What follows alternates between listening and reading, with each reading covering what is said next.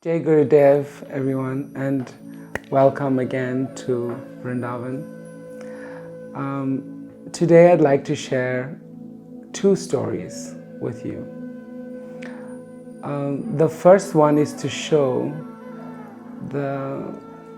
my evolution as an individual and how it was directly reflected back to me in my relationship with Paramahamsa Sri Swami Vishwananda. So the spiritual journey is all about attaining and sustaining awareness.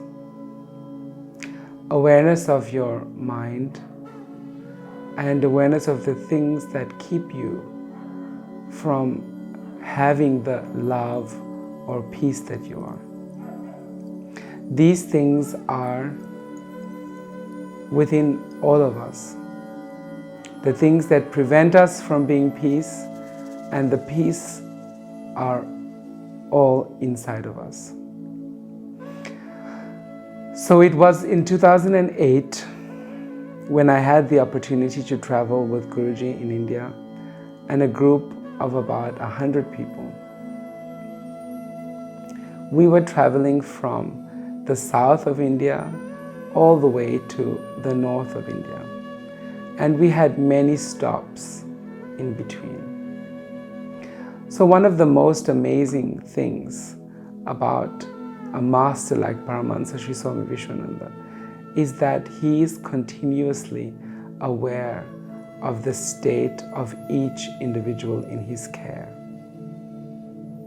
So he knows, he must know us inside out. This wasn't yet part of my peripheral experience. I was not yet aware of the degree to which he is involved and takes responsibility for our growth, for my growth. I was not even aware that such a growth was taking place, you can say. So we were traveling, and often I would observe him observing. And it's almost as if he was taking cognizance of each person as they are, seeing where it is his responsibility to help, and then acting on that. And making it really clear for everybody what their choice is, or what is required for them to make a choice. So he would do it in the most incredible ways.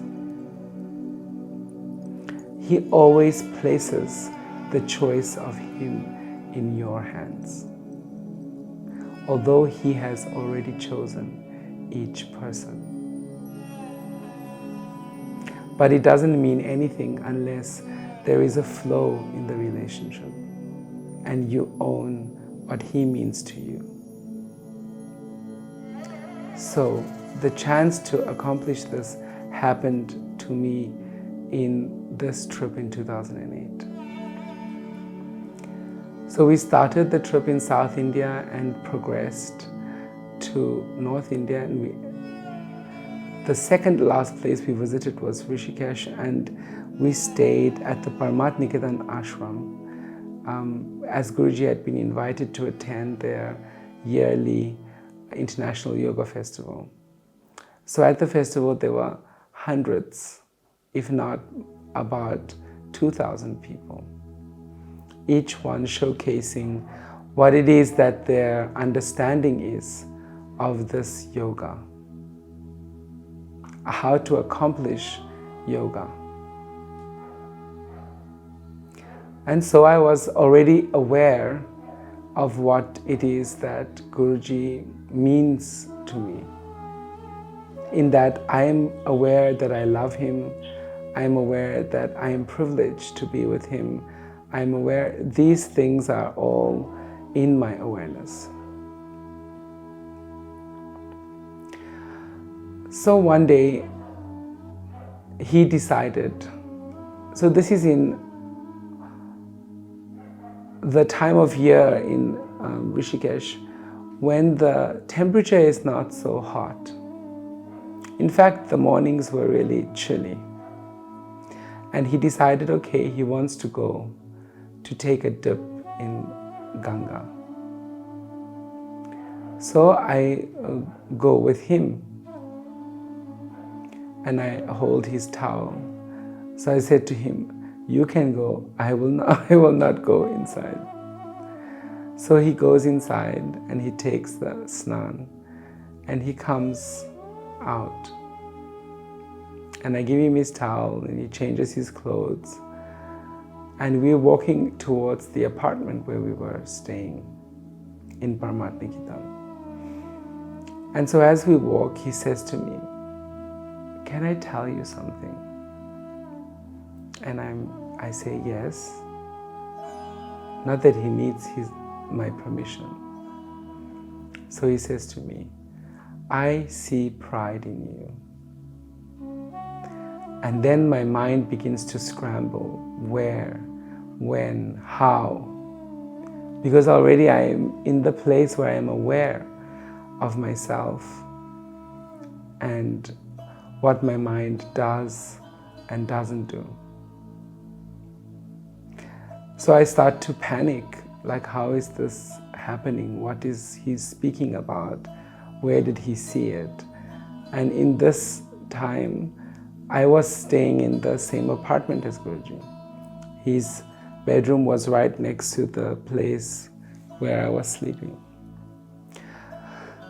So I was sitting on the bed and I was thinking really hard, what's going on, where, how, when did it happen? Trying to backtrack to see. Then he comes to sit next to me on the bed and he looks at me and he says to me, don't worry about it. I'll take care of it. And my reply to him, because now I'm in the thick of it, is just leave me alone. And so immediately as I say this, he moves away from me. And he leaves me alone. I mean, before this, there was so much exchange, so much connection, so much involvement in each other's space. Now we were in the same space, but there wasn't the feeling of this connection. So all that I had left were my thoughts, was this feeling of where does this come from? Why did he say this? And so the days ensued, and sometimes it would be in the front of my mind and sometimes it would be in the back of my mind. But what never disappeared was the feeling of attachment to him, that I am attached to him. And what he started to do then was really to push on me. And I remember he did it in such a way that I would be aware that he knew. So fast forward to the last day of the International Yoga Festival. And what happened was interesting. So Guruji had one performance for the entire public on a stage that was inside of the Ganges on a platform. So he started to sing. But it was just before the time the group photograph would be taken. Every year, Yoga Festival, there is a group photograph taken. So the organizer of the Yoga Festival, so Guruji was performing, everyone from everywhere came to listen to him singing. And she basically lost control of the crowd. So the first thing that she did is she asked for the power to be switched off so that nobody could hear him singing, so that they can hear her giving the instruction, please everybody come this way, please everybody come this way. It didn't make any difference. They still kept sitting and listening to him singing. So eventually, she sent a message for him to stop because there was no communication that he should stop singing. So she sent somebody to tell him to stop because they need to take the photograph.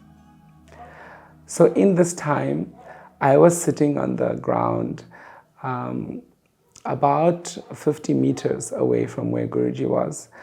And so Rishikesh is a very Shaivite place. And you see this by the tripund everybody wears on their forehead.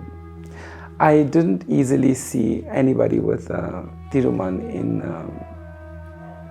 Rishikesh. So then this man, wearing a very old style of clothing, the dhoti and angavesta were draped in a very old way and was made also of very thin, fine linen, not cotton, linen. Sits down next to me. He has sindoor in his hair on the front of his head, and he's wearing a perfect Sri Vaishnava tilak. So he sits next to me and he says to me, "Your guru is from Mauritius." And his head is making really erratic movements. So I said yes. And then he said, he was just sitting and watching Guruji. And then it was time for the photograph. So I got up and then he looked at me really shocked and like, "Where are you going?" And then I say, "We have to take the photograph now." And then he said, "What is photograph?" And then I said, "Come, you will see." So I hold onto his hand, because really he was like a child.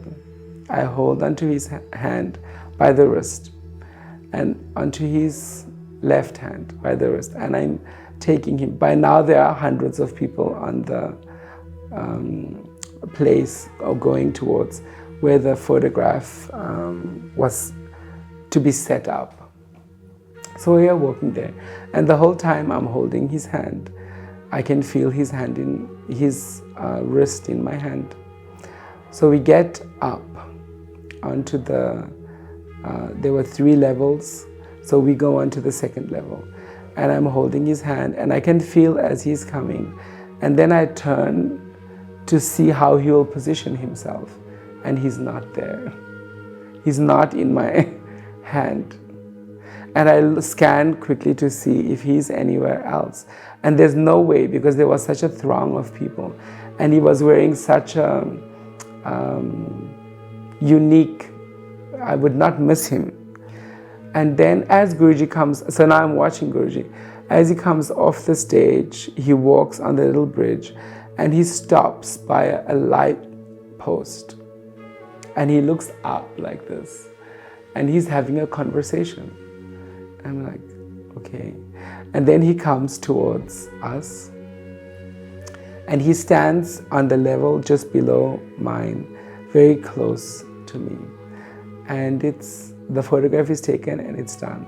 I didn't say anything about seeing this person or that how he disappeared. Or 2 days later, we were in the bus headed towards Vrindavan. That was my first time coming to Vrindavan. And it was just before Shivratri, like 2 days before Shivratri. And so he says, Shivratri 2008. And so he says, "Oh, you are all so fortunate. One of the immortals were among you." And we're like, "Really?" And he turns to me and he says, "Yes, he was sitting next to you." And how could he know this? He was on the stage. There were so many people. How would he even see him? And then he said, he wanted us to guess who it was. So he said, "Who has promised never to leave the earth? Who has promised this? Who has promised to protect? Who has promised?" And none of us could guess it. And then he said, "Hanuman." And then he ended the conversation like this. And so for me, it was interesting, the way that I saw him the first time, how I saw him the second time, the third time, and the fourth time are completely different from one another.